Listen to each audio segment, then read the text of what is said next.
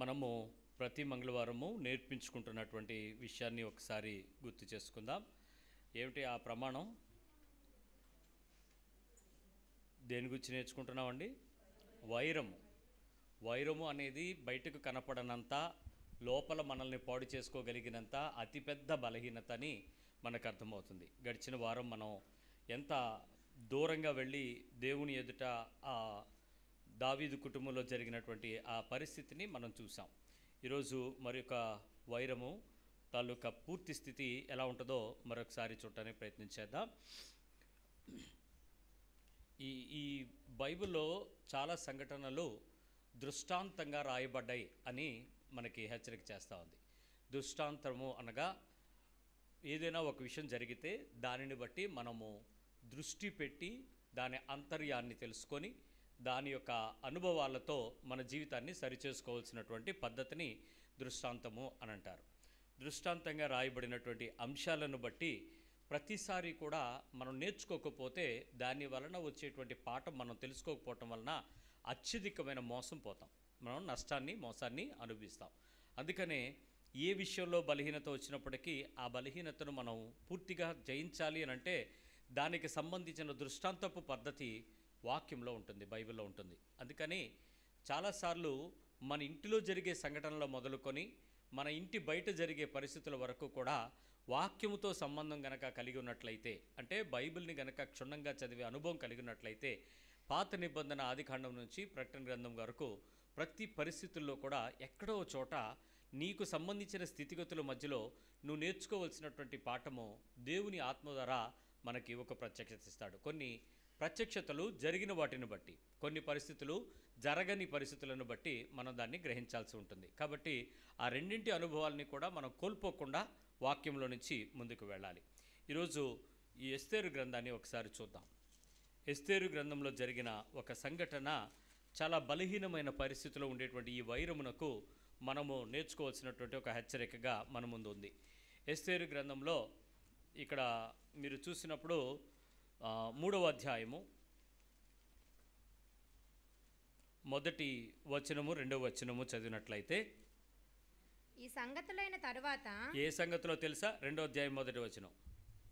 ఈ సంగతులైన ఈ సంగతులు ఏ సంగతిలో తెలుసా? 1వ అధ్యాయం 1 నుంచి 3వ అధ్యాయం వరకు అని అర్థం.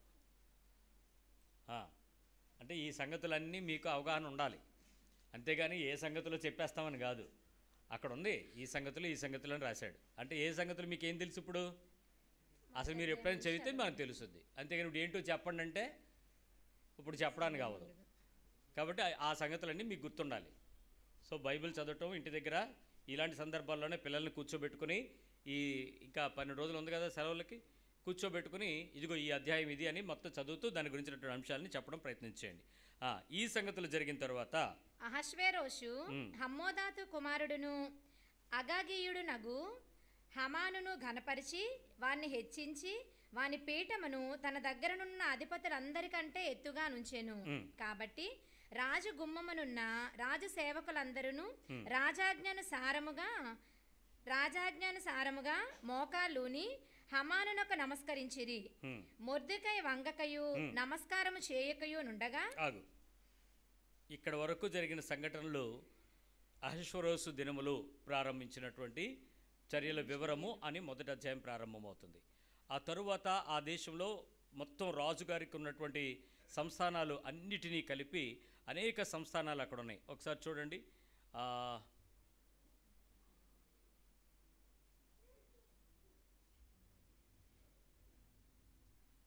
4వ వచనం, 1వ అధ్యాయం 4వ వచనం. అతడు తన మహిమ గల రాజ్యము యొక్క ఐశ్వర్య ప్రభావములను తన మహాత్యాతిశయముల ఘనతలను అనేక దినములు అనగా 108 దినములు కనపరిచెను. ఆ దినములు గడిచిన తర్వాత చాలా చాలా ప్రభావంగా జరుగుతున్నటువంటి పరిచర్య, అతని గొప్పతనం చాలా ఎక్కువ దేశాల్లో కనపరుస్తున్నటువంటి విధంతో, అక్కడ జరుగుతున్నటువంటి భోజనాల గురించినటువంటి ప్రస్తావన, ఆ రాజు పెడుతున్నటువంటి అత్యధికమైనటువంటి విస్తారమైనటువంటి ఘనపరచబడినటువంటి విందుశాల యొక్క డెకరేషన్, అలంకరణ, చాలా రకాల కలర్స్, నేల, ఆ కర్టన్స్ అన్నిటినీ కూడా అక్కడ జరిగిస్తూ ఉంటాడు.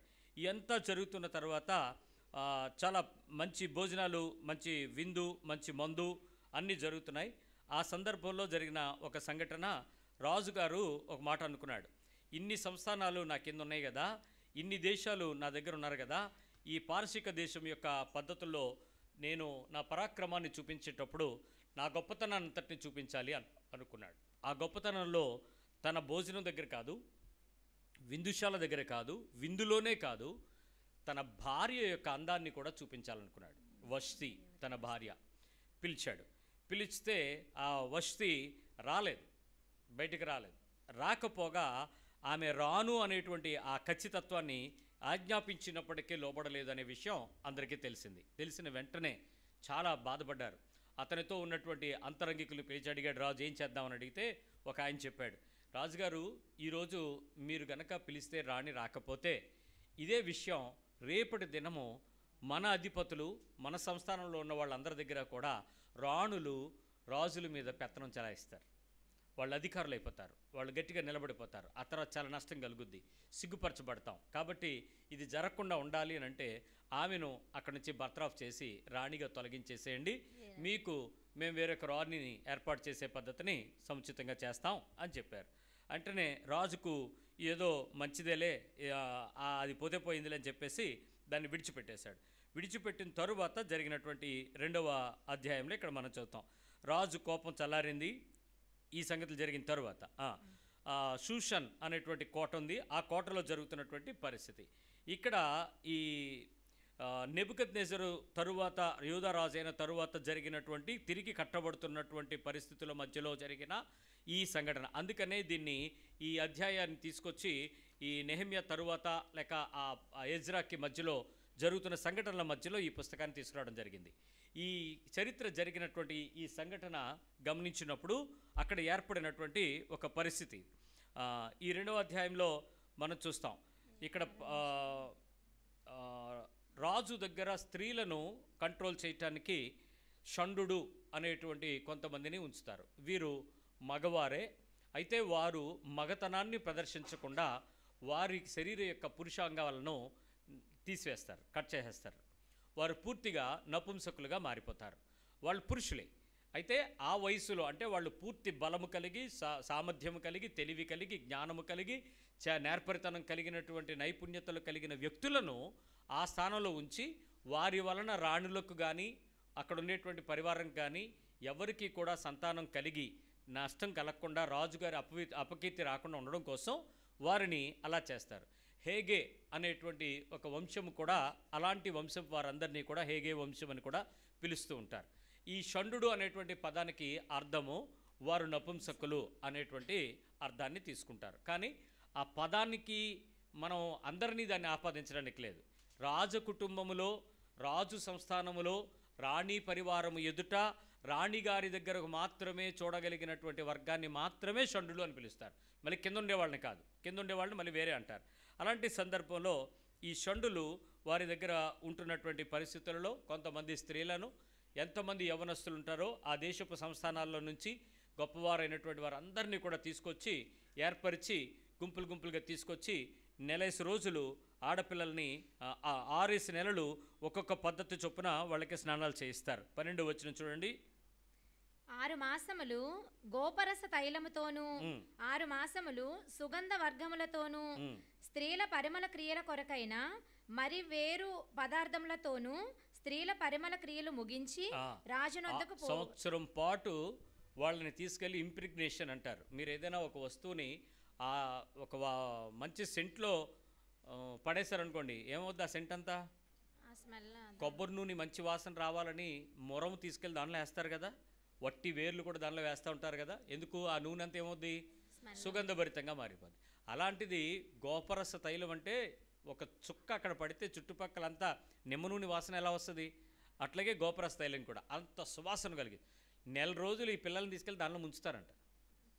ఇంక మరి మొత్తం స్కిన్కి చెమటం రాదు, ఆ స్మెల్ వచ్చేస్తుంది. అంటే అలాగే సుగంధభరితమైనటువంటి తైలాలతో 6 నెలల పాటు కంప్లీట్గా వాష్ చేసి ఆ స్త్రీలు అనేటువంటి పిల్లలు రాజుగారికి కావలసిన ఆ సుకుమారత్వాన్ని తెప్పడానికి ప్రయత్నం చేస్తారు. అలా చేసినటువంటి స్త్రీలలో ఒక సహోదరు ఉంది, ఆ అమ్మాయి పేరు కూడా ఎస్తేర్, బానిసగా తీసుకురాబడినటువంటి వర్గంలో ఉన్నటువంటి ఎస్తేర్ గారు. ఈ ఎస్తేరుతో జరిగినటువంటి పరిస్థితిని ఇక్కడ చెప్పుకుంటూ వచ్చాడు. ఎస్తేరుకి పినతండ్రి గారు మొద్దుకై ఉన్నాడు. ఆయన ఎస్తేరు తల్లిదండ్రులు లేకపోతే ఆమెను పెంచుకుని తన కుమార్తెగా దత్తత తీసుకున్నాడు. అందువల్ల తన సొంత కుమార్తెగా ఉంది. ఈ ఇజ్రాయేలు ప్రజలు మొత్తం చాలా చెదిరిపోయినటువంటి కాలంలో ఈ సందర్భం జరుగుతున్నటువంటి ఇబ్బందులకరమైన పరిస్థితుల్లో చెదరగొట్టబడిన జనుల్లో నుంచి ఈమె అక్కడ క్యాప్చర్ చేయబడిన ప్రదేశంలో ఉండడం వల్ల, ఈ అమ్మాయి కూడా యవ్వనస్తురాలై ఉండడం వల్ల ఈమెను కూడా తీసుకుపోయారు. అనేక మంది పోయారు, వాళ్ళలో ఈమె ఒకటి. ఇది జరిగిన తర్వాత జరిగిన సంఘటన ఏంటంటే, ఇప్పుడు సడన్గా మధ్యలో మనకి ఈ క్యారెక్టర్ ఎంటర్ అయింది. ఎవరితను? హామాను. ఇతను చాలా గొప్పవాడిగా పేరెన్నిక చేయబడి రాజుగారు ఏం చేశారంటే, అతని సింహాసనం కన్నా నెక్స్ట్ సింహాసనము మిగిలిన వాళ్ళందరికన్నా కొంచెం హైట్ వేయించి అక్కడ కూర్చోబెట్టాడు. అయితే అతను బయటకు వచ్చేటప్పుడట అందరూ అతనికి ఏం చేస్తున్నారట? మోకరించి నమస్కారం చేయటం అనేది సహజంగా జరుగుతున్నటువంటి పరిస్థితి. అయితే రాజసేవకులు అందరూ కూడా చేస్తున్నారు. బయటకు వస్తున్నప్పుడు జరిగిన సంఘటన ఇక్కడ చూడండి. నమస్కరించిరి. మొద్దుకై వంగకయు నమస్కారము చేయకయు నుండగా, మొద్దుకై ఏం చేయలేదు? వంగలేదు, నమస్కారం చేయలేదు. చేయకుండా ఊరుకున్నాడా? కంటిన్యూ. రాజగుమ్మమునున్న రాజసేవకులు, నీవు రాజాజ్ఞను ఎందుకు మీరుచున్నావని మొర్దెకైని అడిగిరి.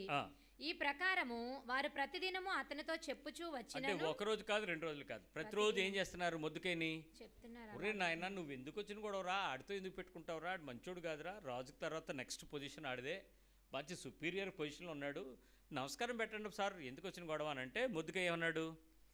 ఈ ప్రకారం ప్రతిదినము అతనితో చెప్పుచూ వచ్చినను అతడు వారి మాట చెవిని పెట్టకపోయెను. కనుక వారు మొర్దెకై యొక్క మాటలు స్థిరపడనో లేదో చూతుమని దాని హామానునకు తెలిపిరి. ఏలయనగా అతడు నేను యూదుడను గనుక ఆ పని చేయజాలనని వారితో చెప్పియుండెను. అది మొర్దెకై వంగకయు నమస్కరించి ఉండుట హామాను చూచినప్పుడు బహుగా కోపించి. ఇతనికి ఈ ఎస్తేరు గ్రంథము ప్రాధాన్యంగా మన పుస్తకంలో రాయడానికి ఎందుకు కారణమైంది అని అంటే ఈ ఒక్క వచనమే కారణం. 4వ వచనం కారణం. ఏమిటి ప్రాబ్లం ఏంటి? హామానికి ఏమొచ్చింది? కోపం వచ్చింది. ఎందుకు కోపం వచ్చింది?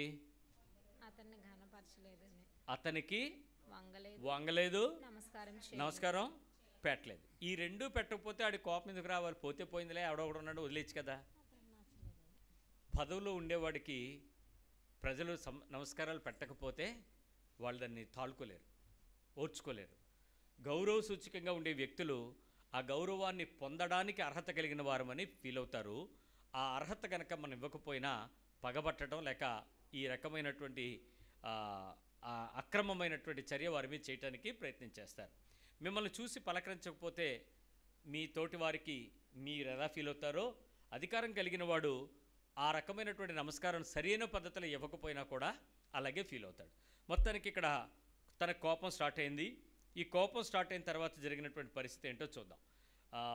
ఈ చెవిని పెట్టకపోవడం ఇవన్నీ తీసుకెళ్ళి మళ్ళీ వాళ్ళకి ట్రాన్స్ఫర్ చేశారు. హామాన్కి వెళ్ళి చెప్పారు, హామాను ఆ మొద్దుకైనాడు ఒకడు ఉన్నాడు చూసావని. ఏమండి 1,00,000 మంది నమస్కారం పెడుతున్నారు, ఒకడు నమస్కారం పెట్టకపోతే ఏమవుద్ది? ఏమన్నా అవుద్దా? మీ పక్కన అడగండి. మీ ఇంటి దగ్గర అందరూ మీతో మాట్లాడతారు, ఎవరో ఒక్కళ్ళు మీతో మాట్లాడరు. అప్పుడు మీకు ఎవరితోని మీకు ప్రాబ్లము? మాట్లాడే వాళ్ళతోనా, మాట్లాడని వాళ్ళతోనా? అదేంటి ఒక్కడే కదా, 100 versus ఒకటే కదా, కానీ మీకు నొప్పి ఎవరితో? ఇప్పుడు 100 మంది మాట్లాడుతున్నారు కదా, వాళ్ళతో ఆనందించవచ్చు కదా. కాదు, నీకు మైండ్ అంతా ఎవరి మీద ఉంటుంది? నీకు మాట చెప్పనివ్వండి. ఒక వ్యక్తి ఒక ప్రవచనం గురించి వెళ్తే 100 మంది ప్రవచనం చెప్పేవాళ్ళు ఇది జరుగుద్ది, ఇది దేవుని చిత్తం అని చెప్పారు. 100 మంది జరుగుద్ది, దేవుని చిత్తం అని చెప్పారు. నాలాంటి మూర్ఖుడు ఒకడు ఎవడు చెప్పాడు జరుగుద్దని, అసలు దేవుడు చెప్తుంటే జరగదన్నాడు ఒక్కడే. ఇప్పుడు ఆ వ్యక్తి ప్రవచనాన్ని 100 versus 1 ఏది తీసుకుంటారు చెప్పండి? ఒకటే తీసుకుంటారా? 100 చెప్పారు కాబట్టి యాక్సెప్ట్ చేస్తారా? 100 చెప్తున్నారు కాబట్టి యాక్సెప్ట్ చేయడానికి ఈరోజు రిజల్ట్స్ లాగే ఉంది. సో అవకాశం వేరొక వైపు కనపడద్ది.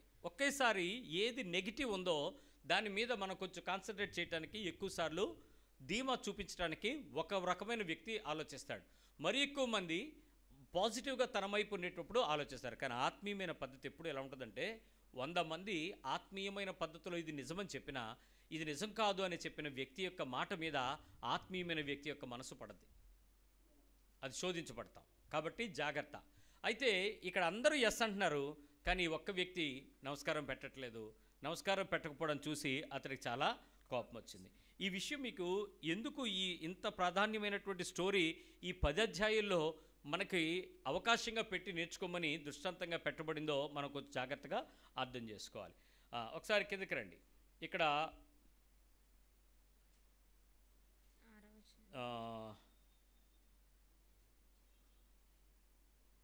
7వ వచనం.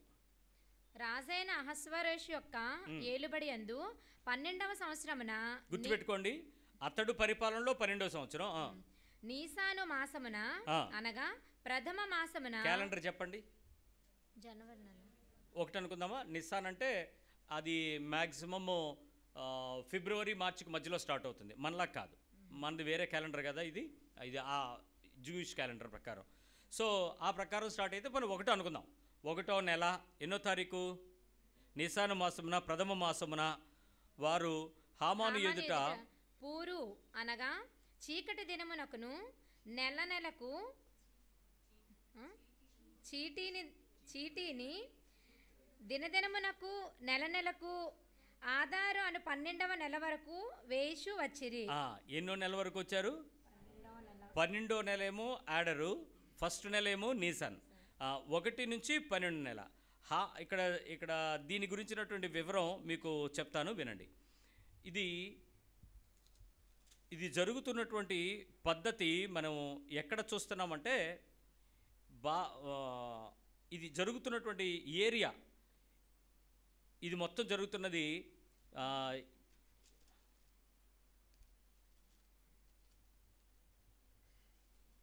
పారసీక దేశం. 1వ అధ్యాయము 3వ వచనంలో ఉంది. తన ఏలుబడి యందు 3వ సంవత్సరమున తన అధిపతులందరికీ సేవకులకును విందు చేయించి పారసీక దేశము యొక్కయు మాధ్య దేశము యొక్కయు పరాక్రమశాలులను ఘనులను.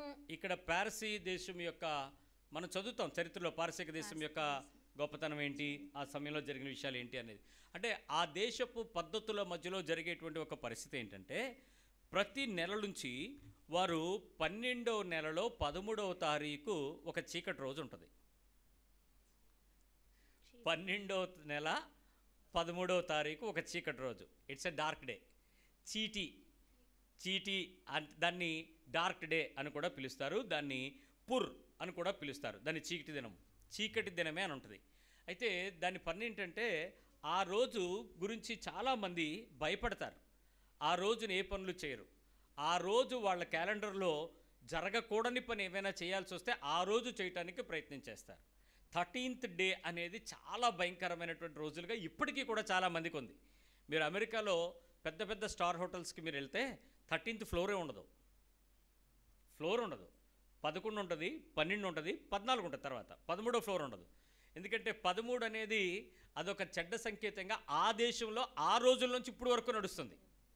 నాట్ ఓన్లీ ఇన్ అమెరికా, చాలా దేశాల్లో రూమ్ నెంబర్ 13 ఉండదు, 13 అనేది ఉండదు.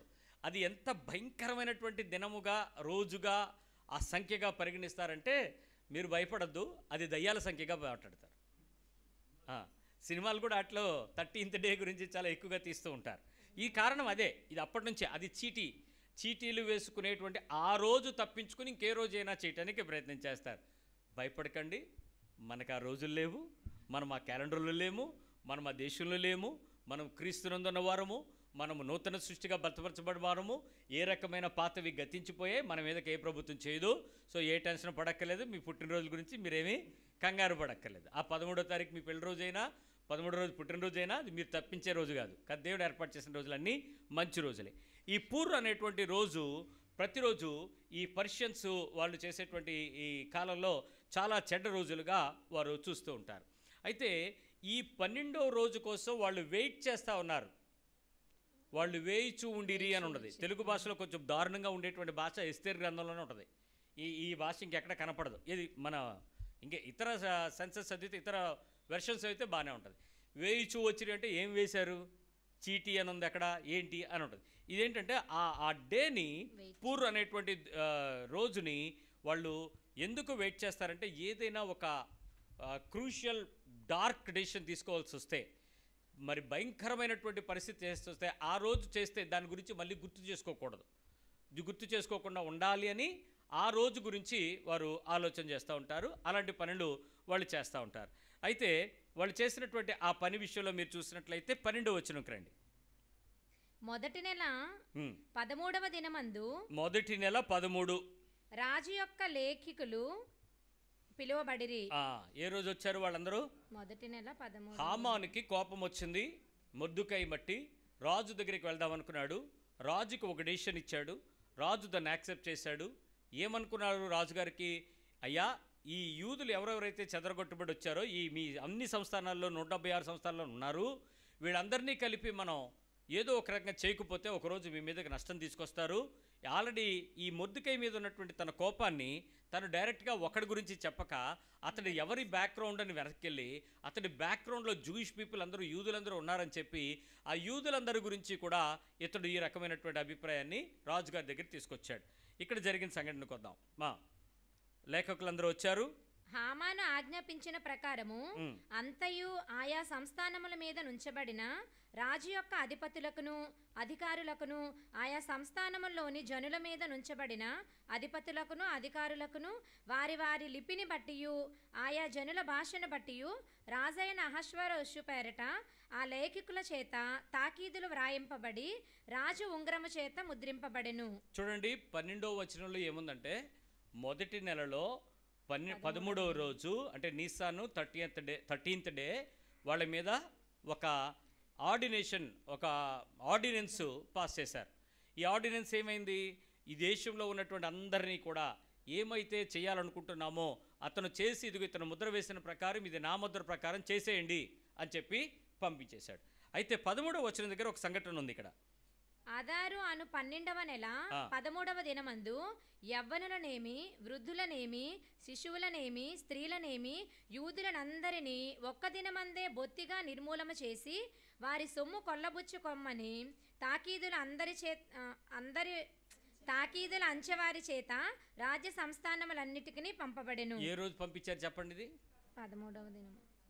ఎన్నో నెల? 12వ నెల. ఎన్ని రోజులు గ్యాప్? మొదటి నెల 13వ తారీఖు నుంచి 12వ నెల 13వ తారీఖు వరకు ఎంత గ్యాప్ ఉంచారు? 12 నెలలు తన కోపాన్ని సాగదీసుకున్నాడు. తన దగ్గర జరిగిన ఒక అవమానం, ఒంటరిగా తనకు జరిగిన అవమానం, వ్యక్తిగతంగా తన ఎదుట తన పనివాడు మోకాళ్ళు లేకపోవటం, నమస్కారం పెట్టకపోవటం, వంగకపోవటం చూసిన వేదన అతను ఎన్ని రోజుల పాటు రాజు దగ్గర వేచి ఉంచాడు ఆ డెసిషన్ తీసుకోవడానికి? 12 నెలల పాటు. మీకు తెలుసా, అతను చేసిన పనులు చాలా విచిత్రమైన పనులు ఉన్నాయి. ఇతను ఏం చేశాడంటే అతడు అక్కడతో ఆగలేదు. వెళ్ళి తన భార్యకు చెప్పాడు, తన స్నేహితులకు చెప్పాడు. ఎవరు? హామాన్. చెబితే వాళ్ళు కూడా అతనికి చాలా చక్కటి చెత్త సలహాలు ఇచ్చారు. నువ్వేమనుకుంటున్నావు అలాగే చెయ్యి, వాళ్ళ చేత అలాగే చేయించు, ఆడనే కాదు వాళ్ళందరినీ ఎలాగైతే చంపాలనుకుంటున్నావు అని చెప్పి ఓ చక్కటి ప్లాన్ కూడా వాళ్ళు వేశారు. వాళ్ళు ఎలాంటి ప్లాన్ వేశారో తెలుసా? 5వ అధ్యాయం 14వ వచనం చూడండి. అతని భార్య అయిన జెరెషును అతని స్నేహితులందరూ 50 మూరల ఎత్తుగల ఒక ఉరికొయ్య చేయించుము, దాని మీద మొర్దెకై ఉరి తీయింపబడినట్లు రేపు నీవు రాజుతో మనవి చేయుము, తరువాత నీవు సంతోషముగా రాజుతో కూడా విందునకు పోవుదువు అని అతనితో చెప్పిరి. ఎవరు చెప్పారు ఈ ప్లాను? అప్పుడు అది ఏమైంది? ఈ సంగతి హామానుకు యుక్తముగా కనబడినందున అతడు ఉరికొయ్య ఒకటి సిద్ధము చేయి. తన కోపం ఎవరి దగ్గరికి వెళ్ళి పంచుకున్నాడు చెప్పండి? భార్యకి చెప్పాడు, కొంతమంది అంతరంగిక స్నేహితులకు చెప్పాడు. ప్లాన్ ఏంటి అని అంటే మొత్తం ఇతడి కోపానికి ఎవరైతే బాధ్యులయ్యారో వాళ్ళని మాత్రం ఊరేసి చంపేద్దామన్నది వాళ్ళ ప్లాన్.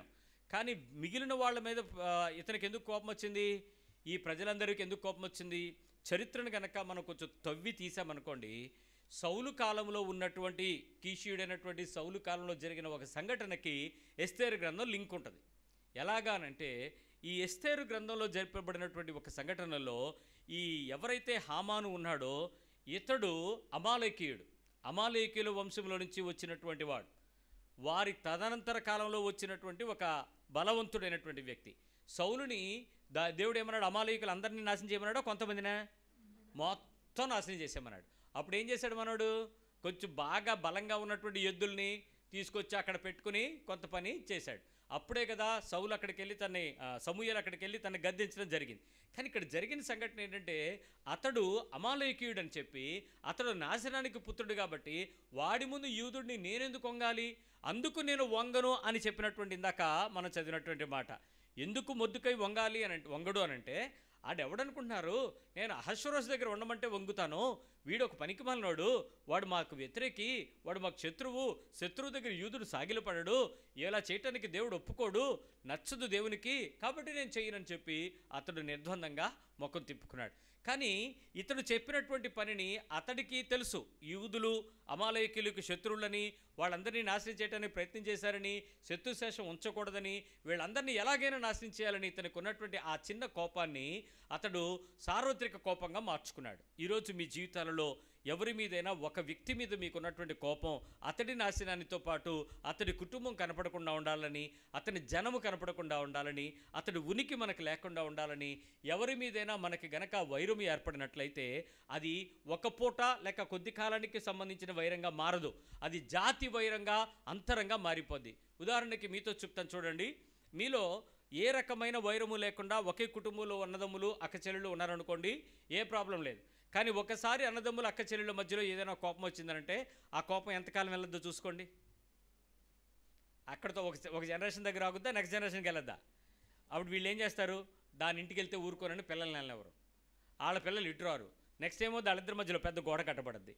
నెక్స్ట్ చాలా దూరం అయిపోద్ది. నెక్స్ట్ మేనత్తులు మేనమామలు దూరం అయిపోతారు, బాబాయిలు చిన్నానులు దూరం అయిపోతారు, తండ్రులు తాతలు దూరం అయిపోతారు. ఒక కుటుంబంలో ఏర్పడినటువంటి వైరము నెమ్మదిగా జాతి వైరంగా మారిపోతుంది. యోసేపు కాలంలోనూ ఏసావు కాలంలో జరిగింది అదే.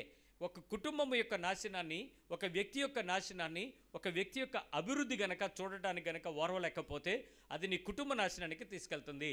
అయితే ఎండ ఎలాగెళ్తుందో నీకు తెలియదు, కాకపోతే ఆ వ్యక్తి నాశనం కొరకు మాత్రం నువ్వు తీవ్రంగా శ్రమిస్తావు, ప్రయత్నిస్తావు, ప్రార్థిస్తావు, ప్రయత్నం చేసి రకరకాల కుట్రలు కూడా పనటానికి ప్రయత్నం చేస్తావు.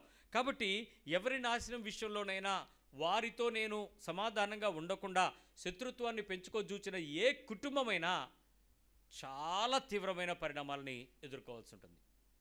Any family. తల్లిదండ్రులారా, ముందు మిమ్మల్ని హెచ్చరిస్తున్నాను, మీకు ఒకరు దాటి 2-3 పిల్లలు ఉన్నట్లయితే వారికి మీరు కూర్చోబెట్టి చెప్పండి, ఇదిగో అన్నయ్య పెద్దోడు, నువ్వు చిన్నదానివి అనేటువంటి చిన్న భేదాలను తేకండి.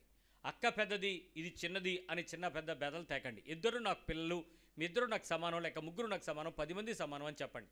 అందరికీ సమానంగా పంచండి. ఒకరికి మేలుగాను ఒకరికి తక్కువగాను చూడకండి. ఒకరికి ఉత్తమమైనది ఇచ్చి ఒకరికి తక్కువ చేయకండి. వాడు బాగా చదువుకుంటాడు కాబట్టి వాడికి యాపిల్ పెట్టి, వీడు బాగా చదువుకోడు కాబట్టి నువ్వు జాంపండు తిను, నీకు దీనిలో బోల్డ్ విటమిన్లు ఇవ్వని, ఇలాంటి కల్తీ పనులు చేయకండి. అలాగే పిల్లలుగా పెద్దవాళ్ళకి ఇచ్చినాడు, వాడికి చాలా తెలివైనోడండి, అందుకని వాడికి ఇంగ్లీష్ మీడియం జాయిన్ చేశాను, వీడికి జగనన్న ఇప్పుడు కూడా ఇంగ్లీష్ మీడియం పెట్టాడు కదా, ఈయన ఇక్కడే పెట్టండి అని చెప్పి పక్కన స్కూల్లో పెట్టకండి. ఎందుకంటే ఈ భేదాలు వారితో పాటుగా వారి తరాలను నాశనం చేసే స్థాయికి మీ పెంపకం తీసుకొస్తుంది. ఈరోజు ఆ తల్లి రిబ్కా ఎంతైతే తన కొడుకును ప్రేమించిందో, తండ్రి అంతే స్థానంలో తన వేరొక కొడుకుని ప్రేమించాల్సి వచ్చింది. ఇద్దరి మధ్యలో జరిగింది తప్పే, ఇద్దరు మంచి కాదు. అయితే దేవునికి ఇష్టంగా మనం ఉండాలి అని అంటే మన కుటుంబంలో, మన పిల్లలలో ఎప్పుడూ కూడా పెద్దవారు మంచి అని కానీ చిన్నవారు చెడ్డని కానీ మీరు భేదాలని పోలికలను ఎప్పుడు కూడా తీసుకురాకండి. వారి చదువులను బట్టి కానీ, వారి వయసులను బట్టి కానీ, వారి జ్ఞానాన్ని బట్టి కానీ, వారి రూపాలను బట్టి కానీ, వారి శరీరానికి సంబంధించిన ఏ తలాంతులను బట్టి కానీ అది మీరు నిర్ణయించింది కాదు కాబట్టి, దేవుని నిర్ణయం కాబట్టి వారిని గొప్పగా ఎప్పుడూ కూడా చేయకండి, ఎప్పుడూ చేయకండి. అది చాలా హెచ్చరిక. ఒకసారి మీ పక్క వాళ్ళకి చెప్పండి, గుర్తుంటుంది. పిల్లలందరినీ ఒకేలాగా చూడండి, ఎక్కువ తక్కువ చూడకండి, మంచి చెడు తేడాలు చెప్పకండి, వాడు గొప్పోడు వీడి చిన్నది అని ఎప్పుడు తేడాలు చేయొద్దు, అందరూ సమానమే. ఏ రకంగా అయితే ఆ పనిని మనం చేస్తామో దాని ఫలితము మీకు తెలిసిన తర్వాత మీరు బాధపడతారు, అందుకని చెప్తున్నారు. అయితే ఈ పర్షియన్స్కి ఈ పూర్ అనేటువంటి దినము చెడ్డది కాబట్టి ఈ 12 నెలల పాటు రాజు చాలా ప్లాన్డ్గా, హామాను చాలా ప్లాన్డ్గా ఏం చేశాడంటే ఆ డాక్యుమెంటేషన్ చేసిన తర్వాత ఆర్డినెన్స్ని తీసుకెళ్ళి వాళ్ళందరికీ ఇచ్చి, ఇది రాజుగారి ఆజ్ఞ, ఎవరికి మిస్ అయినా నువ్వు చచ్చిపోతావు అని చెప్పారు. ఏ సంస్థానంలో కూడా నువ్వు మిస్ చేయడానికి కుదరదు, ప్రతి సంస్థానానికి వెళ్ళాలి, ప్రతి పర్సన్కి రీచ్ అవ్వాలి, ప్రతి పర్సన్ దాన్ని పట్టుకోవాలి, ప్రతి పర్సన్కి అది అందిన తర్వాత దాన్ని ఏం చేయాలో చెప్తాను మీకు అని చెప్పాడు. ఏం చేశాడంటే ఈ పూర్ అనేటువంటి దినములోని అందరూ కలిసి మీరు 12వ నెలలో 13వ తారీఖు యూదులందరినీ కలిపి రక్తం వచ్చేలాగా పిల్లలేంటి పెద్దలేంటి అందరినీ కలిపి చంపేయాలని చెప్పి డెసిషన్ పంపించారు. ఈ డెసిషను వెళ్ళిపోయింది. వర్తమానాలు పంచిపెడుతున్నారు. మొర్దెకైకి విషయం తెలిసింది. ఆ కాగితం పట్టుకొచ్చాడు. రోడ్డు మీద తిరుగుతున్నాడు, ఆ బయట కోట బయట. విషయం తెలిసింది. ఎస్తేర్కి చెప్పారు, అమ్మ మీ చిన్నాన్న గెంతున్నాడు, అక్కడ కింద మీద పడ్డాడు, ఏంటి సంగతి కనుక్కోండి అని కౌరు పంపిస్తే ఆయన చెప్పాడు. బట్టలు ఇచ్చింది. ఆయన బూడిద పోసుకున్నాడు, గోను పట్టు కట్టుకున్నాడు, ఏడుస్తున్నాడు. చిన్నాన్న నువ్వు నాన్న ఆ పని చేయకు, ఇదిగో మంచి బట్టలు కట్టుకో, నువ్వు ఎవరివి, నువ్వు పలానా వాళ్ళ తాలూకా అని అందరూ చెప్పుకుంటున్నారు, నేను రాణినయ్యాను కదా, నీకేంటి ఆ గతి అని అంటే, నువ్వు నన్ను గురించి నువ్వు చింతించట్లేదు, నిన్ను దేవుడు ఎందుకు పెట్టాడో చూసుకో అని చెప్పాడు. ఇక్కడ ఎస్తేరు యొక్క ప్రాముఖ్యత ఏమీ లేదు, కానీ దేవుని యొక్క జనము పట్ల దేవుడు శ్రద్ధ కలిగి ఉంటాడు అనడానికి ఈ గ్రంథంలో రెండవ ప్రాముఖ్యత. అంటే ఎస్తేరు గురించి మనం మాట్లాడుకోవట్లేదు కాబట్టి ప్రాముఖ్యతగా దాని గురించి మాట్లాడట్లేదు. ఎస్తేరు చేసిన ఫాస్టింగ్ అని చాలామంది చేసి విపరీతంగా మనం చేయాలనుకుంటారు. మీరు నిజంగా ఎస్తేరు చేసినటువంటి ఉపవాసం మీ ఇంట్లో సాధించుకోవడానికా, మీ దేశానికి సాధించడానికా? ఎస్తేరు ఫాస్టింగ్ మీ ఇంట్లో దేశానికా? ఇప్పుడు ఎలక్షన్స్ అవుతున్నాయి, వాళ్ళేమో వైనాట్ 400 అంటున్నారు. ఒకవేళ అదే దేశం కనుక వస్తే మతతత్వ సంబంధమైన దేశంగా మారిపోద్ది, వాళ్ళు ఖచ్చితంగా రాజ్యాంగాన్ని మారుస్తామని చెప్పారు. అలాగే కొన్ని దేశాలలో కొన్ని పరిస్థితులను ఆదివారం గురించినటువంటి కొన్ని డైలాగ్స్ ముందుగా ఇచ్చిపెట్టారు. ఇలాంటి చాలా విషయాలు చేస్తారు. ఎస్తేరు ఉపవాసం ఎందుకు ప్రకటించలేదు సేవకులు? లేరా? చచ్చిపోయారా సేవకులందరూ? లేరే. మరి ఎలక్షన్లకు అందరూ డబ్బులను తీసుకున్నారు, మరి ఎస్తేరు ఉపవాసం గుర్తు రాలేదు వీళ్ళకి. అంటే వీళ్ళకి ఆ బైబిల్ ఎస్తేరు వేరు, మళ్ళీ వీళ్ళ ఎస్తేరు వేరు. వీళ్ళకి ఒక గుంపు ఉంది, దీనికి ఎస్తేరు ప్రార్థన గుంపు అని చెప్పి ప్రతి వాళ్ళని ప్రార్థన చేసుకుని అందరు 2 లిస్టులు పెట్టుకుని ప్రార్థన చేస్తారు. ఏది మీ ఇంటి లిస్టులు, కిరాణా లిస్టు పట్టుకొచ్చినట్టు. ఎస్తేరు చేసినటువంటి ప్రార్థన తన దేశంలో ఉన్నటువంటి తన ప్రజల రక్షణార్థమై, తన జాతి అంతం చేయబడిన పరిస్థితులు వచ్చినప్పుడు తను కాపాడుకోవడానికి దేవుని సన్నిధికి రావడం. అంతేకాదు ఆమెను తన సంస్థానం పరిస్థితులు ఎలాంటివి జరగబోతున్నాయి తనకు తెలియదు కాబట్టి తన ఉపవాసం ఉండి నేను వెళ్తున్నాను నువ్వు చూసుకో అని చెప్పి చెప్పడం జరిగింది. సో ఇక్కడ ఆ ఫాస్టింగ్ని మన ఫాస్టింగ్ని మార్చేసుకోకండి. చాలామంది ఉపవాసాలని మనకు కావాల్సిన దానికి మార్చుకుంటున్నారు. అది తప్పు, దేవుడు దాన్ని అంగీకరించడు. నువ్వు ఉపవాసం చేస్తే అంగీకరిస్తాడు, కానీ దానికి ఈ పేర్లు పెట్టి ఉపవాసం చేసేకండి, అది తప్పు. సరే, ఇక్కడ తనకు చెప్తే మొర్దెకై చాలా బాధపడి చెప్పాడు ఈ విషయం ఇలా అని. అమ్మ నువ్వు వెళ్ళి రాజుగారికి నువ్వు చెప్పగలిగితే చెప్పండి, నేను వెళ్తే చంపేస్తారు, మాకు అలా కాదు, ఎందుకంటే ఎవ్రీ మంత్ ఒక్కొక్కరు వెళ్తూ ఉంటారు, రాత్రి వెళ్తారు, నెక్స్ట్ డే వస్తారు, ఎవరిని పేరు పెట్టి పిలిస్తే వాళ్ళే వెళ్ళాలి, ఎవరైనా వెళ్తే చచ్చిపోతామని చెప్పేసి మాకు షండు చెప్పేశాడు, కాబట్టి అవ్వదు అని అంటే, మరి నిన్ను ఎందుకు పెట్టాడో చూసుకోమ్మా అని ఆయన చెప్పాడు. అప్పుడు ఆమె ధైర్యం చేసి సరే నేను వెళ్తాను, మీరందరూ కూడా ఉపవాసం ఉండమని చెప్పండి అని చెప్పి తన ప్రజలందరికీ చెప్పుకుంది. అప్పుడు ఉపవాసం ఉండగా ధైర్యం చేసి వెళ్ళింది. దేవుని దయ ఆమె మీద పడింది. రాజుగారు ఆ కర్ర ఆవిడ వైపు చూపించాడు, వెళ్ళి దాన్ని ముద్దు పెట్టుకుంది. ఏంటి సంగతి అంటే తన పద్ధతి తను చేసింది. కానీ ఈ 12 నెలలలో హామాను step by step, day by day చాలా జాగ్రత్తగా చాలా దూరం వరకు ఉన్నటువంటి సంస్థానాల్లో ఉన్న ప్రతి యూదుడిని నాశనం చేయాలని చాలా చక్కటి తీర్మానాలను పంపించాడు. 2 తాకీదులు పంపించాడు. మొదటిది వాళ్ళందరినీ చంపాలని, రెండవది వాళ్ళ కొల్ల సొమ్ము, వాళ్ళని ఎవరైతే చంపేస్తారో వాళ్ళ ఆస్తులు ఎవరైతే తెచ్చుకుంటారో తీసుకొచ్చుకున్నటువంటి వాళ్ళందరికీ కూడా కొంత వెండి నేను బహుమతిగా ఇస్తానని చెప్పి వాళ్ళకి సపరేట్గా డెసిషన్ తీసుకునేటట్లు వాళ్ళకి ఇచ్చాడు. అంటే ఏ రకమైన ఆశతోనైనా వాడు చావక మిగిలిపోయిన వ్యక్తి ఉండిపోతే వాడినైనా చంపేస్తాడని. చంపాలి అన్నది రాజాజ్ఞ. చంపి కొల్ల సొమ్ము పొందుకుని నేను తెచ్చుకున్నానని నువ్వు ఏదైనా రుజువు చూపిస్తే నీకింత వెండి ఇస్తానని చెప్పి ఎన్నో మణుగుల 200 మణుగులు ఎంతో ఇక్కడ రాసి పెడతాడు.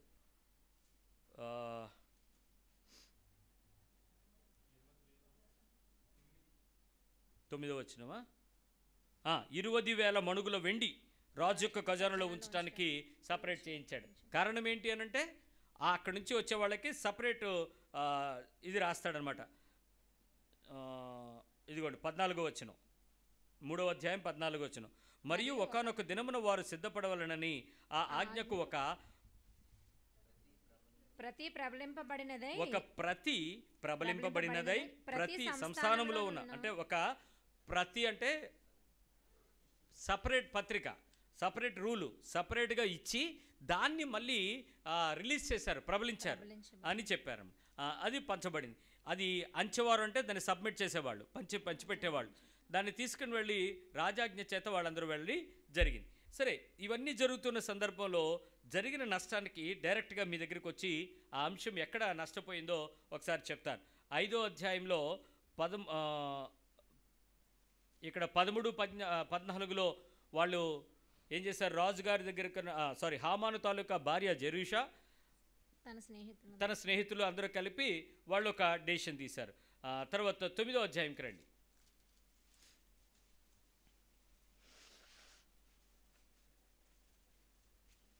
7వ వచనం నుంచి.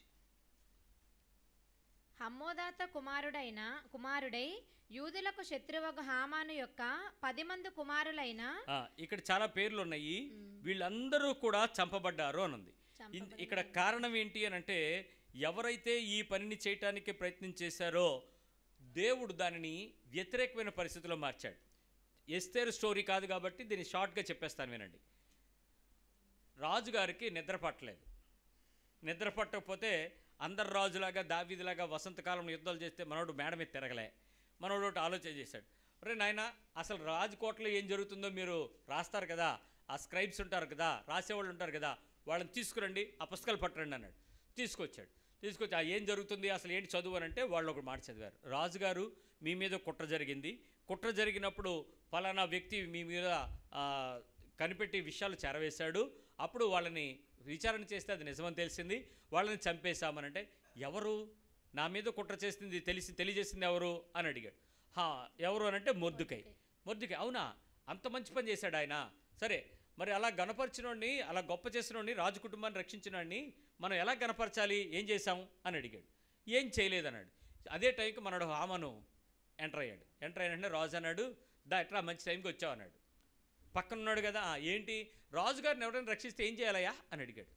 మనోడు ఏమనుకున్నాడంటే, రాజు పక్కన సీట్ నాదే కదా, నెక్స్ట్ నాకే చేస్తాడు ఈ రాజు అనుకుని, రాజుగారి కుటుంబములో పుట్టి పెరిగి పందెంతో మేపబడినటువంటి గుర్రాలు కొన్ని తీసుకురావాలి, మంచి ఏనుగుని తీసుకురావాలి, రాజుగారు కూర్చునేటువంటి దాన్ని తీసుకురావాలి, దాని మీదకి కూర్చోబెట్టడానికి రాజుగారి వస్త్రాల్లోంచి మంచి వస్త్రాలు అడిగి ఇవ్వాలి. ఇవన్నీ ఎవరి కోసం? హామాన్ గురించి అనుకుంటున్నాడు. మంచి రాజుగారి కిరీటం తీసుకొచ్చి అతనికి పెట్టాలి, ఆ తరువాత అతన్ని ఊరేగించాలి సార్, దాని మీద ఎక్కించి అందరినీ బొట్లందరినీ నించోబెట్టి అంత గణపరచాలి సార్ అన్నాడు. వెరీ గుడ్, అయితే ఇవన్నీ తీసుకెళ్ళి మొర్దెకైకి చెయ్యి అన్నాడు. అంతేనండి, హామాన్ షాక్ అయిపోయాడు. ఏంటిది, నేను నాకు అనుకుని చాలా చెప్పాను, ఇప్పుడు ఎంత తీసుకెళ్ళి నా శత్రువుకు చెయ్యాలా అని ఆలోచన చేశాడు. కానీ అతనిలో పగ చల్లారలేదు, అతని కోపం చల్లారలేదు. అతడి కోపంతో అతడి కుటుంబాన్ని నాశనం చేయాలని హామాను పూర్తిగా పగబట్టి సంస్థానాలకు లెటర్లు పంపించి ఒక పైపు చేసుకుంటూనే సరే ఏం చేయాలని పరిస్థితుల్లో దాన్ని రాజుగారికి చేయాల్సి వచ్చింది. ఇది చేయటానికి వెళ్తున్న సందర్భంలో రాణిగారి దగ్గరికి భోజనానికి తీసుకుని వెళ్ళింది రాణిగారు. పాపం రాణిగారి భోజనం దగ్గరికి వెళ్ళిన వెంటనే చల్లగా రాజుగారు అడిగాడు, ఏం చేయమంటారని అడిగాడు.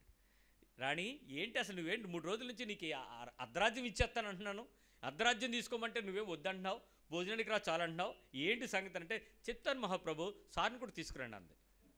ఎవరిని? హామాన్ సార్ని. మొత్తానికి అందరూ వెళ్ళారు. హామాన్ ఇంకా బయట ఉండగానే రాజుగారు లోపల కూర్చున్నాడు. ఏంటి సంగతి అంటే చెప్పేసింది, నన్ను, నా కుటుంబాన్ని, నా వంశాన్ని నాశనం చేయాలని పగబట్టిన ఒక వ్యక్తిని మీరు పోషిస్తున్నారు, రక్షిస్తున్నారు, కాబట్టి నేను నాశనం అయితే నేను బాధపడతాను, నా కుటుంబం నాశనమైనా నేను వేదన చెందుతాను, దాన్ని బట్టి మీరు బాధపడతారు, నేను రాణిని కదా, కాబట్టి మరి మీరు ఏం చేస్తున్నారో చూసుకోండి, ఎవడా అఘాయిత్యాన్ని తీసుకొచ్చినాడు అని అడిగాడు. వెంటనే ఇంకెవరు, అదిగో వస్తున్నాడు ఆడే అంది. ఎవరు? హామాన్ పేరు చెప్పేసింది. హామాను ఒక్కసారి కంగు తిని కంగారు పడిపోయి, బాబోయ్ ఏంటి ఇలా జరిగింది అనగానే రాజుగారికి చాలా బాధ వేసింది. తన అంతరంగిక మనుషుడు, తన తరువాత పొజిషన్ పెట్టినవాడు, అలాంటి వాడు ఇంత కుట్రేస్తాడా అని చెప్పి వేదంతో తలపట్టుకుని ఒక్కసారి ఆ రూమ్లోంచి బయటికి వెళ్ళి ఆ పక్కన చల్లగాలికి తిరుగుతానికి బయటికి వెళ్ళాడు, ఆ తోటలోంచి బయటికి వెళ్ళాడు. అంతే, మనోడికి కంగారు పుట్టేసింది. ఎవరికి? హామానికి. రాణిగారి సింహాసనం ఎక్కడైతే ఉంటుందో, రాణిగారికి తన ప్రాణాన్ని రక్షించమని చెప్పడానికి వెళ్ళి సింహాసనాన్ని పట్టుకున్నాడు. రాణి సీటు మీద పడ్డాడు, పడి తల పెట్టాడు, కూర్చున్నాడు. పాపం రాజు బయట తిరుగుతున్నాడు, లోపలేమో కంగారుగా ఉంది. ఏంటి హామాన్ని ఏం చేయాలో తెలియట్లేదు, ఏదో ఒకటి చేయాలి, రాణిని సంతోషపరచాలి. అసలే ఎస్తేరు ఏంటి సంగతి అనుకుని మొత్తం లోపలికి వచ్చి చూసేటప్పటికి ఈడు ఎక్కడ కూర్చున్నాడు, చెయ్యిరు పట్టుకుని కూర్చున్నాడు. రాజుకి మొదటిసారి కోపం రాకపోనండి, రాజుకి అప్పుడు ఎలాంటి అభిప్రాయం వచ్చింది తెలుసా? నేనుండంగానే రాణిని గట్టిగా పట్టుకోబోయి ఉంటే రాణి కుర్చీలోంచి వెళ్ళిపోతే ఈడు కుర్చీని పట్టుకున్నాడు. అమ్మ నాయన, ఈడు సామాన్యమైనడు కాదు, ఈడు ఉండడానికి వీల్లేదు, రాజు ఎదుటే వీడు ఇలా అన్నాడంతే. వాళ్ళు వచ్చి ముసిగేశారు, పడేసుకున్నారు. సైనికులు వచ్చి రాజుగారి సింహాసనం మీద దాడి చేశాడు. ఎందుకు ఇలా అనగా, అసలు రాజుగారికి ఆ కుర్చీ మీద ఆడు కూర్చోవటం, అదే తలపెట్టడం, పట్టుకోవటం, ఇవన్నీ ఆ నిమిషంలో జరిగిన ఏర్పాటు. అతడు కోపంతో చాలా చక్కగా ప్లాన్ చేస్తున్నాడు, చాలా మంచి కోల్డ్ బ్లడెడ్ మర్డర్గా చేస్తున్నాడు. కానీ తన మీదకు జరగబోతున్న దేవుని ఉగ్రతను తను తాళలేకపోతున్నాడు. ఒక మనిషికి చిన్న కోపం సంస్థానంలో ఉండేటువంటి కొన్ని లక్షల మంది ప్రజలు నాశనం చేయాలని ప్రయత్నం చేస్తూ ఉంటే, వంశాన్ని తెగను ఖాళీ చేసేయాలని అతను విపరీతమైన వైరాన్ని పెంచుకుంటూ ఉంటే, ఈ పక్కన ఆ చిన్న సంఘటన రాజు కోపం వచ్చింది, వెంటనే వాడిని ముసిగేశారు, తీసుకొని బయటకు లాక్కెళ్ళిపోయారు. అరవడానికి లేదు, కేకలేయటానికి లేదు. అప్పుడు వెంటనే రాణి కూర్చుని చెప్పింది, రాజుగారు వాడు చేసిన పని ఇది అని నెమ్మదిగా చెప్పింది. సరే అయితే ఏం చేయమంటావు చెప్పన్నాడు. మళ్ళీ మీరు ఇంకో లెటర్ రాయించండి, ఎందుకంటే ఆపడం వరకు బాగానే ఉంది, కానీ వీళ్ళందరూ వెళ్ళి వాళ్ళని నాశనం చేస్తే వెండి ఇస్తామని పెట్టారు కదా, కాబట్టి రహస్యంగా చంపేసి మళ్ళీ వెళ్ళి వెండి తీసుకోవడానికి ఆశపడితే యూదులందరూ నాశనం అవుతారు కదా, కాబట్టి అంటే ఏం పర్వాలేదు, నేను మళ్ళీ నీకు వేరే లెటర్ రాయిస్తున్నానని చెప్పేసి మళ్ళీ ఆ రాజముద్ర తీసుకొని మొద్దుకైకి ఇచ్చాడండి ఆయన. హామాను ముద్ర తీసేసి ఎవరికి ఇచ్చాడు, మళ్ళీ మొద్దుకైకి ఇచ్చి, మొద్దుకై నీకు ఎలా కావాలో రాసుకుని దీని మీద ముద్ర వేసి ఇది పంపించుకో అన్నాడు. మళ్ళీ అతనికి ఆ సముచితమైన గౌరవం దొరికింది. కానీ ఈరోజు ఆ 9వ అధ్యాయంలో 7వ వచనం నుంచి మనం చదివిన పద్ధతిలో అక్కడ 10 మంది పిల్లల పేర్లు రాశారు. 10 మంది పిల్లల్ని కూడా వాళ్ళని చంపేశారని రాశారు. చంపేసిన తర్వాత జరిగిన సంఘటన మీకు చెప్పాలి. ఒకసారి పేర్లు చదివారా? పర్వాలేదు, చదవగలిగితే మీరు కూడా తీసి చదవండి, నోర్లు తిరుగుతాయి, బండగా అయిపోయింది. చదవరా పేర్లు చదువు. దల్పోను, పర్షందాత, దల్ఫోన్, అస్పాత, భలే ఉన్నాయి పేర్లు. పోరాత, అదల్య, పర్మష్త, అరిసై,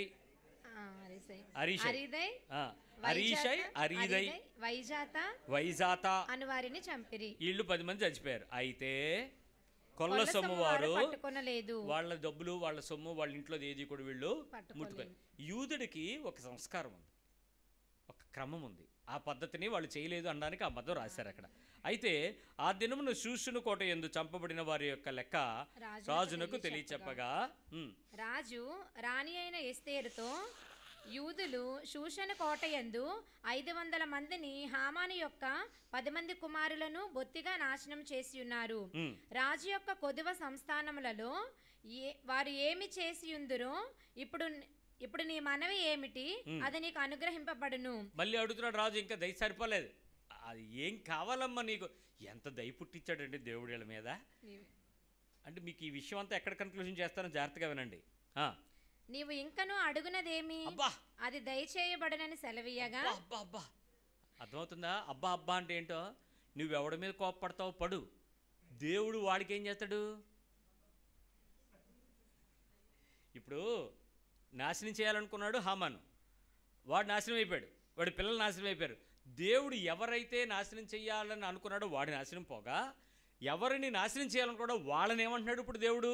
నీకు ఇంకా ఏం కావాలి చెప్పు అని అడుగుతున్నాడు. ఇప్పుడు నువ్వు ఎవడి మీదైనా పగబడితే పట్టు, వాడు నాశనం అయిపోవాలని కోరుకో, కానీ దేవుడు వాళ్ళ పక్షంగా వస్తాడు. ఎవరి పక్షంగా? ఎవడు నాశనం అయిపోవాలో వాడి పక్షంగా. అప్పుడు దేవుడు వాళ్ళని ఏమంటాడు? నీకేం కావాలో చెప్పు అని అడుగుతాడు. ఇంకాను పోయేది నువ్వే, నువ్వు అల్టిమేట్గా నాశనం అవుతావు, ఆ వైరం వల్ల నువ్వు పోతావు, పోగా వాళ్ళు ఏమవుతారు? ఇంకా ఇంకా ఇంకా దీవించబడతారు. ఇంకా ఏం కావాలని అడుగుతున్నాడు దేవుడు. అబ్బా. ఎస్తేరు రాజువైన తమకు సమ్మతమైన ఎడల ఈ దినము జరిగిన చొప్పున శూషనందున్న యూదులు రేపును చేయనట్లుగాను, హామాను యొక్క 10 మంది కుమారులు ఉరికొయ్య మీద ఉరితీయింపబడినట్లుగాను సెలవీయుడు అనెను. అలాగూ చేయవచ్చునని రాజు సెలవిచ్చెను. ఏం జరిగిందో తెలుసా అక్కడ? ఈ 10 మంది ఈరోజు ఏం జరిగిందో రేపు కూడా ముందు రోజు చచ్చిపోయారు. నెక్స్ట్ డే ఏం జరిగింది? ఊరు తీసేసారు. మామూలుగా ఆలోచించండి. చచ్చిపోయిన వాడిని మళ్ళీ చచ్చిపోయిన పాముని ఇంకా ఎందుకు చంపుతాం అంటారంటే అర్థం ఏంటి? వదిలేసి దాన్ని కొట్టడం వేస్ట్. ఎందుకని అది చచ్చిపోయింది. కానీ ఇక్కడ అలా చేయలేదు. చనిపోయిన వ్యక్తులందరినీ తీసుకెళ్ళి ఉరి వేశారు మళ్ళీ బయట. 2 సార్లు చంపారు. చచ్చిపోయేంత వరకు ఊరేస్తే వేరే విషయం, అది ఫస్ట్ డెత్ కాదు. వీళ్ళు ఆల్రెడీ చచ్చిపోయారు, కానీ వీళ్ళని తీసుకెళ్ళి మళ్ళీ బయట ఏం చేశారు? ఊరి తీసేసారు. ఏంటి ఆ పని? ఏంటి అది? ఎంత అవమానం! ఒక మనిషి చనిపోయిన తర్వాత అతన్ని మరొక రకంగా తీసి 2 ముక్కలు నరికారంటే అర్థం ఏంటి? శవాన్ని నరికారంటే అర్థం ఏంటి? కోపం చల్లారిందా చల్లారలేదా?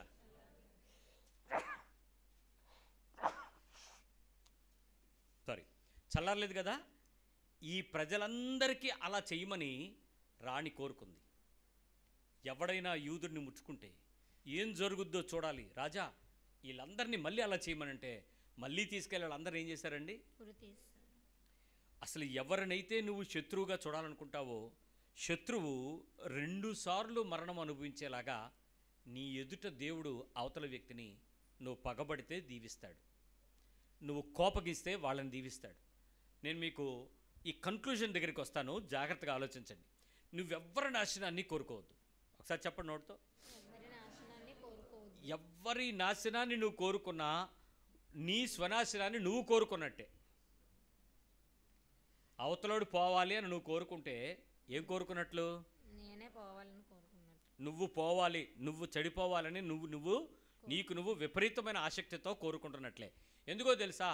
నీకు నువ్వు నాశనం కోరుకుంటావు ఎప్పుడైనా? ఎప్పుడూ కోరుకో. కానీ ఎదుటివాడి నష్టం, దాని అర్థం ఏంటి? దాని రిజల్ట్ ఏంటి? దాని ఇంప్లాయిస్ ఏంటి? నీకు నువ్వు నాశనం కోరుకోవద్దు, అవతల నాశనం కోరుకో చాలు. చాలు, ఏమొస్తుంది అప్పుడు ఆటోమేటిక్గా? అందుకే తను గొయ్యి తీసిన వాడు తన గొయ్యిలో పడతాడు. తాను తీసిన వద్దు. ఖచ్చితంగా ఏ బలహీనత అయితే దీవించటం అయింది వానికి ఇష్టం లేదు, ప్రీతి లేదు కనుక వాడు శపించిన శాపమే వాడి మీదకి వస్తుందని చెప్తుంది. సో నిన్ను నువ్వు ప్రేమించుకునేలాగా నీ శత్రువుని కనుక నువ్వు ప్రేమించకపోతే, నీ పొరుగువాడిని ప్రేమించకపోతే నీ జీవితంలో నీ స్వీయ నాశనాన్ని మనమే తయారుగా తెచ్చుకుంటాం. ఈ చిన్న బలహీనతే కానీ ఈ యొక్క భయంకరమైనటువంటి బలహీనత మనల్ని విపరీతంగా ఎదుటి వ్యక్తి మీదకు మనల్ని నాశనం చేసుకునే స్థాయికి ఈ యొక్క బలహీనత మనల్ని తీసుకొస్తూ ఉంది. జాగ్రత్త. ఏ పరిస్థితుల్లో నువ్వు వైరాన్ని తెచ్చుకోవటానికి ప్రయత్నం చేస్తున్నావో ఈ వైరం నువ్వు ఎక్కడ ఆపాలనుకుంటావో ఆపలేవు. ఎప్పుడైనా నువ్వు వైరాన్ని ఆపాలి అనుకుంటే నిన్ను నువ్వు దీవెనకరంగా ఉండగలిగేటట్లుగా నీకు కోపం ఉన్న వ్యక్తి దీవెనకరంగా ఉండబడేలాగా కోరుకోండి. నిజానికి దీవించే మనిషి కూడా ఆ దీవెనలోనే కోపాన్ని కోరుకుంటాడు, కోపంతోనే దీవించడం కోరుకుంటాడు, కోపంతోనే శపించడం కోరుకుంటాడు. కానీ దాని యొక్క పర్యవసానం ఖచ్చితంగా నీ ఒళ్ళో తెచ్చి దేవుడు పోసేస్తాడు. ఇక్కడ ఎవరైనా నీవు గనక ఒక వ్యక్తిని నువ్వు నాశనం చేయాలని కోరుకుంటే ఆ కోరిక నెమ్మదిగా దేవుడు ఎక్కడికి తీసుకెళ్తాడో తెలుసా? నీ బంధువు, నీ కుటుంబం, నీ కుటుంబంలో ఉన్నటువంటి పిల్లలందరూ దానికి బలవడానికి దేవుడు ఎలా చేస్తాడు. నీకు నువ్వు బలైపోవడం కాదు, నీ ఫ్యామిలీని నువ్వు దానికి తీసుకెళ్ళి బలి అప్పగిస్తావు. నీ ఫ్యామిలీ అంతా నాశనం అవుతారు. నీకు తెలియకుండా నీ భార్య, ఏమండి హామాను భార్య పాత్ర ఎంత? పిల్లల పాత్ర ఎంత? స్నేహితుల పాత్ర ఎంత? ఏం జరిగింది? ఆ కోటలో 500 మంది ఉన్నారంట. ఆ 500 మందిని హామాను ఎలా ప్రిపేర్ చేసి ఉంటాడు? ఎంతమంది వ్యతిరేకంగా హామాను వర్గాన్ని తయారు చేసి ఉంటాడు? అంటే ఒక మనిషి యొక్క కోపం కొన్ని వర్గాలను తయారు చేసినా, కొన్ని కుటుంబాలను తయారు చేసినా అది నెమ్మదిగా వాళ్ళందరి యొక్క నాశనంతో పాటు నీ కుటుంబ నాశనం కూడా తీసుకొస్తుంది. పొరపాటును కూడా ఈ వైరాన్ని ఎవరి కుటుంబం మీద నువ్వు పెంచుకోవటానికి ప్రయత్నం చేయొద్దు. కొన్నిసార్లు మన కుటుంబాలలో నీ భార్య క్షేమంగా ఉండాలి, నీ భర్త క్షేమంగా ఉండాలి, నీ పిల్లలు క్షేమంగా ఉండాలని కోరుకునే నువ్వు ఎదుట వాని యొక్క బలహీనతల మధ్యలో ఎవరైనా నష్టపోతే ఆనందించాలని వాళ్ళ ప్రేమ బాగోగులు చూడలేని మనసు కలిగి ఉంటాం. దానివలన నష్టం ఏంటంటే నీ కుటుంబంలోనికి ఉగ్రత రావడం కారణమవుతుంది. ఒకవేళ ఈరోజు నీ కుటుంబం నష్టంలో కనుక నడుస్తున్నట్లయితే, దేవుని ఉగ్రత కనుక వస్తుందనే విషయాన్ని గ్రహించినట్లయితే, ఇప్పుడు నువ్వు అర్థం చేసుకోవాల్సింది ఏంటంటే నువ్వు ఎవరినైనా శపిస్తున్నావేమో, ఎవరి మీదైనా ఆగ్రహం పట్టున్నావేమో, ఎవరి మీదైనా పగబట్టుకుని ఉన్నావేమో, ఎవరి మీదైనా కోపాన్ని ఆవేశాన్ని కలిగి ఉన్నావేమో, ఎవరి నాశనాన్ని ఎదురు చూస్తున్నావేమో, ఎవరి బాగోగులైనా పౌడితే బాగుందనేటువంటి నీ మనస్సు కోరిక కలిగి ఉందేమో, ఎవరి మీదైనా నీవు ఆ వైరమును కలిగి ఉన్నావేమో, బయటికి చెప్పుకునేంత కాదు, కానీ అది నీ స్వీయంగా నువ్వు అనుభవిస్తున్నావు అని అంటే అది తెలియకుండానే నీ లోపల అంతరంగంలో నిద్రపోతున్న దాని పర్యవసానం మాత్రం దేవుడు నీ మీదే వేస్తానని చెప్తున్నాడు. జాగ్రత్త. ఇక్కడ ప్రమాదం ఏంటంటే మీరు యేసు ప్రభుని తెలుసుకోకపోతే మీకే నష్టం లేదు. మీ పక్కలకు చెప్పండి, నీకు తెలియకపోతే నీకే ప్రాబ్లం లేదని. తెలిస్తే మాత్రం నీకేని. రక్షణ పొందకపోతే మనకే గొడవ లేదండి. పొందితే మాత్రం లెక్కే, అకౌంటబుల్లే, అకౌంట్ ఫర్రే, అన్ని అకౌంట్లు మనకే వచ్చి పడిపోతాయి. ఇప్పుడు నాకు యేసు ప్రభు తెలుసు, నేను ఎదుటివాడిని దీవించలేకపోయినా, ఎదుటివాడిని శపించుతున్నా, ఎదుటివాడి మీద నేను ప్రేమించపూర్వకంగా ఆ హృదయపూర్వకంగా మనసు నాకు లేకపోయినుంటే దేవుడు నా నష్టాన్ని, నా కుటుంబ నష్టాన్ని, నా జీవపు నష్టాన్ని ఎంపిక చేయడానికి నేనే కారణమవుతాను. క్రైస్తవులారా జాగ్రత్త. ఏ విషయంలో మీ పిల్లలు నష్టపోతున్నా, అనారోగ్యవంతులవుతున్నా, శోధించబడుతున్న కుటుంబంలో సమస్యలు వస్తున్నా, మీ హృదయాలలో మీరు ఏదో కుటుంబం మీద, ఏదో వ్యక్తుల మీద మీకు తెలియకుండానే దీవించేంత ప్రేమ లేదు, కక్ష ఉంది, ఆయాసం ఉంది, వైరము ఉంది. మీకు ఇదొక అలర్ట్ కాల్. ఈ వైరమును మీరు కంట్రోల్ చేసుకోకపోతే, దానిని దేవుని దగ్గర క్షమాపణ పొందకపోతే మీ స్వీయ నష్టాన్ని ఖచ్చితంగా హమాను జీవితం మీ జీవితంలో కనపడుద్ది. దీన్ని మీరు ఆపలేరు. మీరు అడగచ్చు, ఇది పాత నిబంధన, యేసుప్రభు చనిపోయాడు కదా, అందుకే మీకు ప్రాబ్లం. అలా ఇక నిబంధన పాతదే, కానీ సూత్రం మాత్రం శ్రేష్టమైందే. ఏంటి?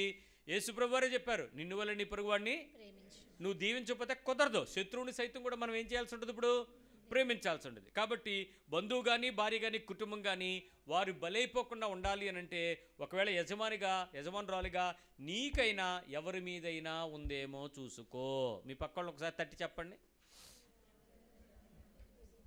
మీ ఇంట్లో వాళ్ళ మీదైనా ఉండడానికి కుదరదు, పక్క పైన కింద చుట్టుపక్కల కుదరదు, బంధువుల మీద కూడా ఉండడానికి కుదరదు, సంఘస్థుల మీద కూడా ఉండడానికి కుదరదు, అసలు నీ మనసులో ఎవడి మీద ఉండడానికి కుదరదు. ఉంటే నీకు డ్యామేజే. 4వ విషయం చెప్తాను. స్వీయమైన బలహీనతలు నీ వృద్ధిని దేవుని పక్షంగా ఆపు చేస్తాయి. ఇవి బయటకు కనపడకుండా టైం వచ్చినప్పుడు వాటికి దేవుడు చూడ్డా అని రహస్య ప్రార్థనలు ఏమన్నా చేసావు అనుకోండి, సైలెంట్ ప్రేయర్లు ఉంటాయి కదా, ప్రభా నన్నంటే నీకు అనుగుట్టు ముట్టినట్టే. అవునా? నిన్నంటే దేవుడు కనుగొట్టు ముట్టినట్టేనా? అది సేవకుని గురించి చెప్పిన మాట. నేను నీ సేవకురాలను కాదా? నేను రాత్రి సునామలో ప్రార్థన చేయలేదా? మొన్న శుక్రవారం ఫాస్టింగ్ ఉన్నాను ఓ పూట అంటే ఎవరి కోసం ఉన్నావు? దేవుని కోసం ఉన్నావా? దేవుని రాజ్యం కోసం ఉన్నావా? సువార్త కోసం ఉన్నావు? నీ కోసం ఉన్నావు. మరి కనుగుడ్డని దేవుడి గురించి అబద్ధాలు చెప్తావు ఎందుకు? సరే, ఏదైనా చెప్పినా నీవు స్వీయమైన బలహీనతలు నీ ఆత్మీయ అభివృద్ధికి ఆటంకాలుగా మార్చేస్తాడు దేవుడు. నీ స్పిరిచువల్ ఎడిఫికేషన్ బ్లాక్ అయిపోతుంది. నీ స్పిరిచువల్ ఎన్రిచ్మెంట్స్ అన్నీ కూడా స్లో అవుతాయి. కారణం ఏంటి? నీ స్వీయ బలహీనత బయటకు ఎవరి మీద లేకపోయినా కొన్ని పరిస్థితులు. దానికి ఓ మాట చెప్పాలంటే, ఎవరు బాగుపడినా నాకు ఇష్టం లేదు, నాకు ఇష్టం ఉంది, రెండూ నేను చెప్పలేను. దాన్ని ఏమంటారంటే అర్రగుణం అనేది అంటారు మన సైడు. ఈడు బాగుపడినా ఇష్టం ఉండదు, కోరుకోడు, కనీసం చూసి ఓర్చుకోలేడు. అలాగని వీడి కడుపు నిండా ఉన్న తినడం, ఆనందించలేడు, సంతోషించలేడు. స్వీయ బలహీనత అది. ఎందుకు అనంటే అదంతే. ఆ బలహీనత ఎలా ఉంటుందో మీకు చెప్తాను. దయచేసి ఇక్కడ ఎవరు బాధపడకండి, ఎందుకంటే మీరు అందరూ నాకు తెలుసు కాబట్టి నేను వాక్యం చెప్తున్నానంటే నా కోసమే చెప్తున్నారని మీరు అనుకుంటారు. మీరందరూ మీ సమస్యలు ఏదో ఒక చోట నాకు చెప్తూ ఉంటారు కదా, అందుకని మీరు అనుకుంటారు. కాబట్టి నేను అందరికీ, సార్వత్రిక సంఘానికి కూడా చెప్తున్నాను. అది ఎలా ఉంటుందంటే, మా ఆయనకి మంచి పని అయింది అదనమాట. భార్య వచ్చి ఏం చెప్పుద్ది? మా ఆయనకి అలాగే మంచి పని అయ్యింది అన్నయ్య. నువ్వెందుకు నవ్వావు? నువ్వు నవ్వుతూ చెప్పడం యొక్క ఉద్దేశం ఏంటి? భర్త అనే బాధ ఎందుకు లేదు? నిజం చెప్పండి, ఎందుకు లేదు? లోపల ప్రాబ్లం ఏంటి? అది ఆనందించదు. తన భర్తగా తగిలితే సంతోషిస్తుంది. ఆ సంతోషం మరి మామూలు రేంజ్లో ఉండదు. అయ్యో దేవుని సేవకుడు చెప్తున్నాను, మా ఇంట్లో జరిగింది, అయ్యో అని యాక్సిడెంట్ అయ్యింది, అడికి అలాగే అవ్వాలి. వాడికి యాక్సిడెంట్ అవ్వడం ఏంటి? కొడుకు యాక్సిడెంట్ అయితే తల్లి ఆనందిస్తుంది, ఆడికి అలాగే అవ్వాలా అంటే చెప్పిన మాట వినకపోతే మరి ఏటవుద్దాని అవ్వాలి అలాగే. అదే ఆనందించలేని తనం. దుఃఖపడాల్సిన సంగతి దుఃఖపడక, ఆనందించకూడని సందర్భం ఆనందించడం, స్వీయ అభివృద్ధిని ఆపుకోవటం. పరిస్థితులు అంతే. ఎంత చెప్పాను, దొంగమండి చదవలేదు, ఫెయిల్ అయింది, మంచి పని అయింది. ఫెయిల్ అయిందని మంచిపోయిందని తల్లి ఆనందిస్తుందంటే దాని అర్థం ఏంటి? అది చెప్పాను, కాఫీ టీ ఇచ్చాను, హార్లిక్స్ ఇచ్చి రాత్రి కూర్చున్నాను, అది చదవలేదు, అది ఫెయిల్ అయ్యింది, తల్లి నువ్వు ఆనందించడం ఏమంటారు? దాని శాడిజమా? కాదు, స్వీయ అభివృద్ధిని ఆనందించలేని తనం మనలో చాలామందికి ఉంటాయి. ఇవి బయటికి అంత పెద్దగా ఓపెన్గా మాట్లాడు. దీనివల్ల డ్యామేజ్ అవతల కుటుంబం కాదు, సొంతం సెల్ఫ్. నీ భర్త అంటే ఎవరండి? హాఫ్ బాడీ కదా, కాదా? సగ శరీరం కదా, దాన్ని బాధపడితే నువ్వెలా ఆనందిస్తావు? కొంతమంది ఎంత సైలెంట్గా ఆనందిస్తారో తెలుసా? లేదా మీకు చెప్పండి, అడగండి మీ పక్కల్ని. సైలెంట్ ఆనందాలు ఉన్నాయా? ఇదే స్వీయ అభివృద్ధిని ఆపుకునే పరిస్థితి. మీరు ఎంత వద్దన్నా దేవుని సన్నిధుల నుంచి మీరు ఆపుకునే పరిస్థితులకు దేవుడు ఆపేస్తాడు. జాగ్రత్త. ఇక్కడ సమాధానం పడాల్సిన విషయం ఏంటంటే దేవుడు నీకు శత్రువు అవుతాడు. క్రైస్తవులారా, ఆల్రెడీ సాతాను మనకి ఏజెంట్. ఇప్పుడు దేవుడు మనకు అపోజిట్ అయితే ఎలా? దేవుడు శత్రువు అవుతాడు. మనతో సమాధానకర్తగా ఉండాల్సిన దేవుడు నీ శ్రమకు కారణమైతే తాళగలమా?